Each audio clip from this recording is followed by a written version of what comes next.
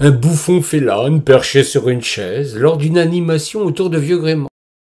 Cela ne se passe pas au bord de la Loire, mais du chenal qui conduit dans la baie de la Baule.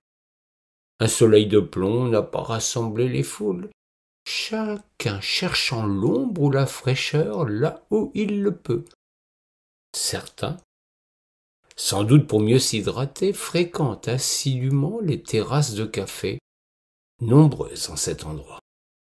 L'histoire, qui n'ira malheureusement pas à son terme, reprend la caricature habituelle de l'homme de l'eau qui abuse quelque peu du bouchon.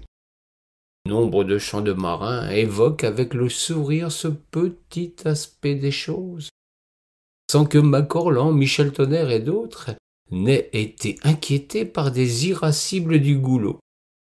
Le folklore impose parfois de forcer le trait.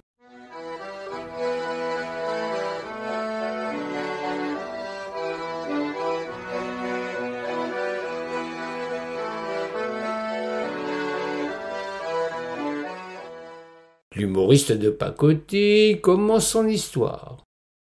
Il est un remarquable toutier sur un bateau de Loire qui a la déplorable assuétude de boire plus que son sou quand l'escale arrive.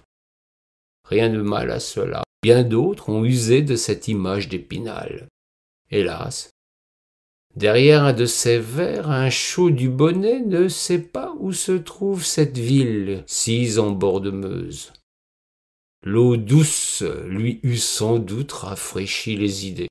Soudain, au milieu d'une tirade, le marin-pêcheur arrive en chaloupant, la démarche godillante et le regard furieux. Il agrippe le comique marinier et lui intime l'ordre de se taire s'il ne veut pas recevoir un coup qui ne sera pas de tabac. Le propos est aussi ferme que le regard vitreux. L'homme n'accepte pas qu'on salisse ainsi l'honneur de la marine, dont il estime, à juste titre d'ailleurs, être un digne représentant.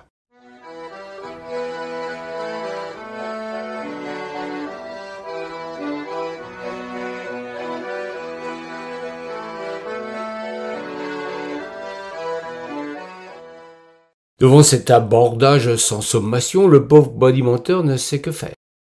La bataille navale, sur un quai devant le stand des sauveteurs en mer, ne semble pas être opportune, même s'il disposerait alors de secours immédiats.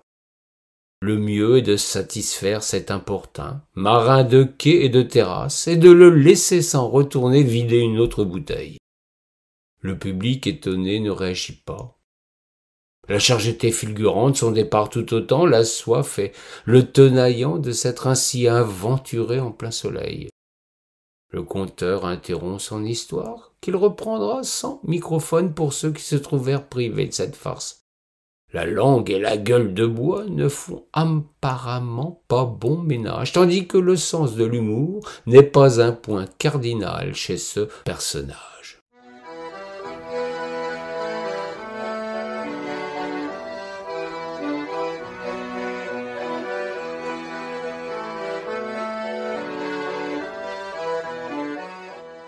L'expérience est déroutante.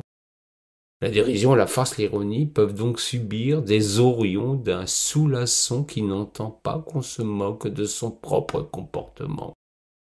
La force et le propos frappant doivent clouer le bec à ces farceurs qui usent du verbe pour donner à sourire. Le temps est revenu de la loi du plus fort avec ce flibustier de la canette, capitaine ad hoc du degré zéro. L'homme méritait son heure de gloire au-delà de ce vilain grain qui accompagna son coup de tonnerre. Le récit que voilà lui rendra l'hommage qu'il mérite en espérant qu'il prenne le temps de le lire ou de l'écouter si des amis bien intentionnés lui en font part. Usant seulement du second degré, le malheureux qui est resté ainsi le bec dans l'eau se doute qu'il faudrait augmenter les niveaux pour complaire à cet interlocuteur outragé. C'est promis, il fera mieux la prochaine fois en passant par Saumur, le pays de la triple distillation. Mais que diable venait-il de dire? Voilà une nouvelle allusion qui va déplaire à ce triste individu, qui verra dans cette remarque innocente double allusion. N'est-ce pas la question de ce merveilleux vin pétillant qui viendrait éclater dans son esprit de sot mûr? Voilà nouveau prétexte pour remettre sa tournée.